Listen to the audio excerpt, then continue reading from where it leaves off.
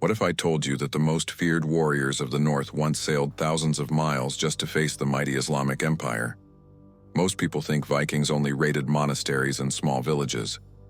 But history hides a darker, more shocking truth. In 844 AD, something happened that changed both civilizations forever. Picture this. Over 100 Viking ships filled with battle-hardened warriors appear on the horizon. Their destination? The heart of Islamic Spain. The most powerful empire of its time is about to face its greatest challenge from an enemy they never expected. This is not the story you learned in school. This is the untold encounter between two of history's greatest civilizations. Let's go back to the beginning. The year is 844. The world looks nothing like it does today. While most of Europe struggles in the Dark Ages, two civilizations stand out as beacons of power and culture. On one side, the Islamic Empire. On the other, the Vikings. The Islamic Empire stretches across 3 continents. From the gates of Spain to the borders of India, cities like Baghdad, Damascus, and Cordoba shine as jewels of civilization. Streets are paved, libraries hold hundreds of thousands of books, scholars debate mathematics, astronomy, and medicine. Water flows through intricate aqueducts. Gardens bloom with plants from distant lands. In Islamic Spain, known as Al-Andalus, life reaches heights Europe won't see for centuries. The Great Mosque of Cordoba stands as an architectural wonder. Its columns create a forest of stone and light. The Palace of Medina Azahara dazzles visitors with its beauty. Running water, indoor plumbing, and heating systems make it more advanced than any European palace. But thousands of miles north, in the frozen fjords of Scandinavia, a different civilization rises. The Vikings, masters of the sea, warriors without equal, explorers who fear nothing. They've already conquered parts of England, Ireland, and France. Their longships can cross oceans or sail up shallow rivers. No coastline is safe from their raids. These aren't mindless barbarians. Vikings are skilled craftsmen, poets, and traders. They navigate by the stars. They build ships that modern engineers still admire. They establish trade routes from Iceland to Constantinople. But they're also ruthless raiders. When they strike hard and fast. For decades, Vikings have heard rumors of the South. Merchants speak of cities filled with gold, of palaces that gleam in the sun, of wealth beyond imagination. To Viking warriors, this sounds like paradise, a paradise waiting to be conquered. In the cold winter of 843, Viking chieftains gather. They plan something ambitious, something no northern force has ever attempted. A massive raid on the Islamic heartland itself. Not just a few ships, not just a quick strike, a full-scale invasion. The fleet that assembles is staggering. Historical records speak of 108 ships. Some sources say even more. Each ship carries between 60 to 100 warriors. That's over 10,000 battle-hardened Vikings, maybe 15,000, all sailing south with one goal: plunder the richest cities in the world. The journey takes weeks. The Viking fleet hugs the European coastline. They pass the shores of France, they round the Iberian Peninsula. Finally, they reach their first target, Lisbon, a prosperous port city on the Atlantic coast, protected by Muslim governors, defended by experienced soldiers. The Vikings attack without warning. Their ships beach on the shore. Warriors pour out like an unstoppable flood. The defenders of Lisbon rush to meet them. What follows is brutal urban warfare, house to house, street to street. For 13 days, the battle rages. The Muslims fight with desperate courage. This is their home. Their families shelter behind these walls. They know the stories of Viking brutality. They've heard what happens to cities that fall, so they fight like cornered lions. But Vikings are relentless. They've spent their lives preparing for battle. Every man is a warrior from childhood. They fight in shield walls. They use axes that can split helmets. They show no mercy and expect none. After 2 weeks of bloodshed, Lisbon's defenders begin to falter. Exhaustion sets in, supplies run low. The Vikings sense weakness. They press harder. Finally, parts of the city fall. The Vikings loot what they can. They take prisoners for the slave markets. Then they move on. Next comes Cadiz, Another coastal city, another battle. The pattern repeats. Viking ferocity against Muslim determination. But Cadiz is smaller, less prepared, it falls faster. The Vikings grow bolder with each victory. Then Medina Sidonia, an inland city. The Vikings sail up the Guadalete River to reach it. The Muslims never expected raiders to come this far inland. The city's defenses face the wrong direction. When the Vikings strike, chaos erupts. Each victory brings more treasure, more confidence. The Vikings begin to believe they're unstoppable. These wealthy southern cities fall easier than fortified monasteries back home. The men dream of returning home as legends, rich beyond measure, famous forever. But the greatest prize still awaits. Seville, the jewel of Islamic Spain, one of the largest cities in Western Europe, home to over 60,000 people, protected by massive walls built by Romans and strengthened by Muslims, a city that has never fallen to invaders. The Vikings reach Seville in late September. What they find seems too good to be true. The city's main garrison has been called away. Political troubles elsewhere have drawn soldiers from the defense. The Great Walls stand nearly empty. Fate has handed them an opportunity. On October 1st, 844, the Vikings attack. They hit the city from multiple directions. The few defenders fight bravely, but they're outnumbered 10-1. By nightfall, the impossible happens. Seville falls. The Vikings control one of Islam's greatest cities. What follows are 7 days of horror. The Vikings systematically loot everything of value. They break into homes and take gold, silver, jewelry. They raid the markets and seize expensive fabrics, spices, and goods. They capture thousands of people to sell as slaves. The Great Mosque becomes their headquarters. Some Vikings want to burn it. Others argue to preserve it as a symbol of their victory. In the end, they strip it of valuables but leave the structure standing. The city that took centuries to build is brought to its knees in a week. But news of the disaster spreads like wildfire. Riders gallop day and night to reach Cordoba. They bring word to Emir Abd ar-Rahman II, the ruler of Islamic Spain, a man known for both wisdom and strength. When the emir hears the news, he doesn't panic, he doesn't rage. Instead, he thinks like a strategist. These Vikings are raiders. They're far from home. Their ships are loaded with treasure. They'll want to leave soon. That's when he'll strike. Abd ar-Rahman sends messages across his realm. To every governor, every general, every commander with troops. The message is simple: drop everything. March to Seville. The empire is under attack. The response is overwhelming. From Cordoba, cavalry units ride south. From Granada, infantry march. From smaller cities, local militias mobilize. Even rival factions put aside their differences. This isn't about politics anymore, this is about survival. The Muslim army that assembles is massive. Cavalry, infantry, archers, engineers. They bring supplies, weapons, and something the Vikings have never seen before: Greek fire, a liquid that burns even on water, a weapon of terror. The Muslim commanders study their enemy. Vikings are brave but predictable. They rely on strength and shock. They fight in tight formations. They excel in close combat. But they're weak to strategy, to surprise, to tactics they don't understand. The Muslims choose their battlefield carefully, a place called Talyata. It sits between Seville and the river. The Vikings will have to pass through here to escape with their loot. It's perfect for an ambush. Under cover of darkness, the Muslim army moves into position. They hide units behind hills. They place archers in elevated positions. They block the river with boats. When dawn comes, the trap will be set. Inside Seville, the Vikings prepare to leave. Their ships are loaded with treasure. Their men are eager to sail home. They've been away for months. They miss their families. They want to enjoy their riches. Just one more day and they'll be gone. On November 11th, the Viking fleet begins its withdrawal. Ships sail down the Guadalquivir River. Thousands of warriors march along the banks. They're in good spirits, singing, joking, celebrating their victories. Then they reach Talyata. The landscape seems quiet, too quiet.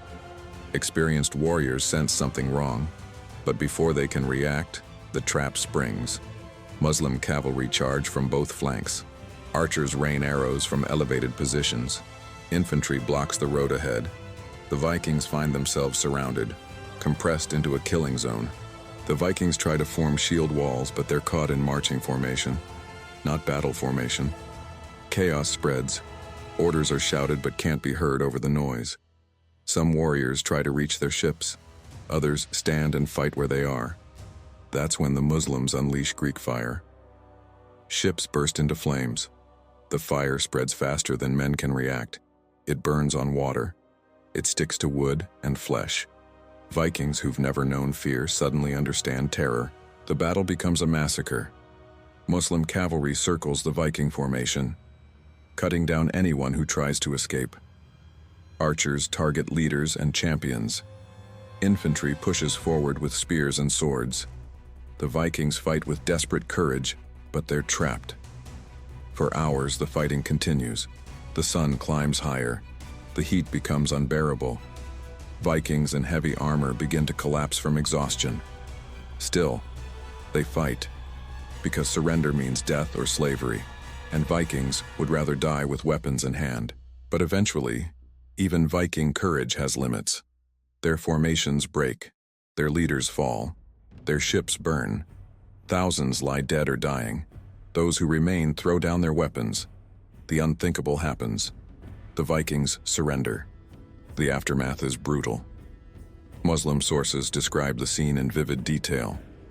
Over 1,000 Viking warriors dead, 30 ships destroyed, 400 prisoners taken. The palm trees outside Seville become gallows. Bodies hang as warnings. The emir orders the prisoners divided. Some are kept as slaves. Others are executed as examples. A few are ransomed back to their people. But most face grim fates. The Islamic Empire has sent a clear message: attack us and die. The surviving Vikings limp back to Scandinavia. They arrive months later, defeated, humiliated, poor instead of rich. The stories they tell change how Vikings view the South. These aren't easy targets. These are military empires with professional armies. But the story doesn't end with revenge and death. Something unexpected happens next. The Emir Abd-ar-Rahman makes a surprising decision. Instead of declaring eternal war on the Vikings, he chooses diplomacy. He sends an ambassador named Al-Ghazal to Viking lands. The mission has multiple goals: negotiate the return of remaining prisoners, establish trade relations, prevent future raids, turn enemies into partners. Al-Ghazal is perfect for this mission. He's a scholar, a poet, a diplomat, but he's also brave. The journey to Viking lands is dangerous. Few Muslims have ever traveled so far north. Many of Al-Ghazal's companions fear they'll never return. The journey takes months. Al-Ghazal and his party sail past France, around Britain, into the cold northern seas. Finally, they reach the court of a powerful Viking king. Some sources say it's in Denmark. Others say Norway. Either way, it's the heart of Viking power. When Al-Ghazal enters the Viking hall, all eyes turn to him. He wears fine robes. His beard is oiled. He carries himself with dignity. The Viking king sits on a high throne. Custom demands visitors bow in respect, but Al-Ghazal refuses. He won't bow to anyone except Allah. Instead, he sits on the ground, crosses his legs, shows the soles of his feet to the king. In Viking culture, this is an insult. The hall goes silent. Warriors reach for their weapons, but Al-Ghazal remains calm. He explains through an interpreter. He means no disrespect, but he serves a higher power. He bows only to God. His honesty is bold, his courage clear. The Viking king begins to laugh. The king admires boldness, respects strength. Al-Ghazal has shown both. Instead of punishment, the Muslim diplomat receives honor. The king orders a feast. For days, Vikings and Muslims share food and stories. Al-Ghazal tells them about Islamic civilization, about the libraries of Baghdad, the universities of Cordoba, the hospitals that treat rich and poor alike. The Viking queen becomes fascinated. She asks endless questions about Muslim women, about poetry, about philosophy. Weeks turn into months. Al-Ghazal stays in the Viking court, teaching, learning, building bridges. Some Vikings become curious about Islam. A few even convert. When Al-Ghazal finally returns home, he brings a peace treaty. The raids on Islamic Spain will stop. Archaeological evidence supports this cultural exchange. In a Viking woman's grave in Sweden, archaeologists found a ring. It bears Arabic inscription. It says, "For Allah," in elegant script. The grave dates to the mid-9th century, exactly when Al-Ghazal visited. This ring tells a powerful story. Vikings and Muslims didn't just fight, they also traded, exchanged gifts, shared ideas. The woman who wore this ring valued it enough to be buried with it. It meant something to her. More evidence appears along the Volga River trade routes. Thousands of Islamic coins found in Scandinavia, Viking artifacts found in Muslim lands. Trade goods moving in both directions. The relationship becomes complex, sometimes conflict, sometimes cooperation, always connection. An Arab traveler named Ibn Fadlan writes detailed accounts of Vikings he meets in Russia around 920 AD. His descriptions are fascinating. He calls Vikings the tallest people he's ever seen, describes them as tattooed from fingertips to necks, admires their physical beauty, but he also calls them the dirtiest people in existence. He's shocked that they don't wash after using the bathroom, disgusted that they share a communal bowl for washing their faces, horrified by their funeral practices. Yet he also respects their craftsmanship, their loyalty, their strength. These personal accounts reveal something important. When you actually meet people from another culture, simple narratives break down. Vikings aren't just savage barbarians. Muslims aren't just mysterious others, they're people, complex, contradictory, human. The relationship between Vikings and Muslims continues for centuries. More raids happen, but also more trade. Viking merchants settle in Muslim cities. Muslim goods flow north. The Volga becomes a highway of commerce. Furs and amber travel south. Silver and silk travel north. The impact goes both ways. Vikings learn Islamic navigation techniques, the astrolabe, methods for calculating latitude, ways to navigate by stars they never knew existed. This knowledge helps them reach Iceland, Greenland, even North America. Muslims adopt some Viking shipbuilding methods, the flexibility of northern longships, the ability to sail in shallow water, techniques for preserving food on long voyages. Both civilizations grow stronger through contact. But why don't we hear these stories today? Popular culture loves simple narratives. Vikings as savage raiders conquering everyone, Muslims as the mysterious East. The truth is messier, more complicated, and more interesting. History books often separate these civilizations. Vikings get their chapter, Muslims get theirs. The two rarely meet on the page. It's easier to teach history in isolated blocks, but real history doesn't work that way. These interactions shaped medieval Europe. They connected the frozen north with the warm south. They proved that geography isn't destiny, that cultures separated by thousands of miles can influence each other, that enemies can become partners. The story of Vikings versus the Islamic Empire teaches us about resilience. The Muslims didn't collapse when attacked. They adapted, built stronger defenses, created new strategies, turned a crisis into an opportunity. It teaches us about pragmatism. After devastating battles, both sides chose cooperation over endless revenge. They recognized mutual benefit. Trade brought more wealth than war. Peace allowed both civilizations to flourish. It teaches us about curiosity. Al-Ghazal traveling to Viking lands, Vikings converting to Islam, a woman buried with an Arabic ring. These are stories of people reaching across divides, trying to understand the other. Today, we face our own cultural divisions, our own conflicts, our own fears of the other. We build walls, draw lines, create us versus them narratives. This medieval tale offers a different path. It shows that understanding can emerge from conflict, that respect can grow from rivalry, that enemies can become allies, not through naive idealism, but through practical recognition of shared interests. The Vikings never conquered the Islamic Empire, but they changed it.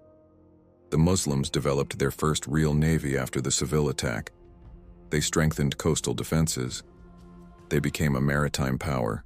The Muslims never conquered Scandinavia, but they changed it too. They introduced new technologies, new ideas, new possibilities. They showed Vikings that the world was bigger and more complex than they imagined. Neither civilization was the same afterward. And perhaps that's the most important victory of all. Not military conquest, but mutual transformation. Both sides learning, both sides adapting, both sides growing. The untold story of Vikings versus the Islamic Empire reminds us of a simple truth. History is never black and white. It's written in shades of gray, by people who were more alike than different, who found ways to build bridges across the deepest cultural divides. As we close this chapter of forgotten history, remember the ring in that Viking grave. Remember Al-Ghazal refusing to bow. Remember the palm trees of Seville, where two worlds collided. Remember that out of that collision came not just destruction, but also creation. The next time someone tells you history is simple, remember this story. Remember that 1,000 years ago, two civilizations met in blood and fire, and somehow, despite everything, they found ways to live together, to trade, to learn, to respect each other. If they could do it then, in an age of swords and arrows, maybe we can do it now. Maybe their story can light our path. Maybe the bridges they built can inspire us to build our own, not forgetting the conflicts, but not letting those conflicts define us either. This is the untold story of Vikings versus the Islamic Empire, a story of war and peace, of destruction and creation, of enemies who became something more, and it's a story that, even after 1,000 years, still has something to teach us.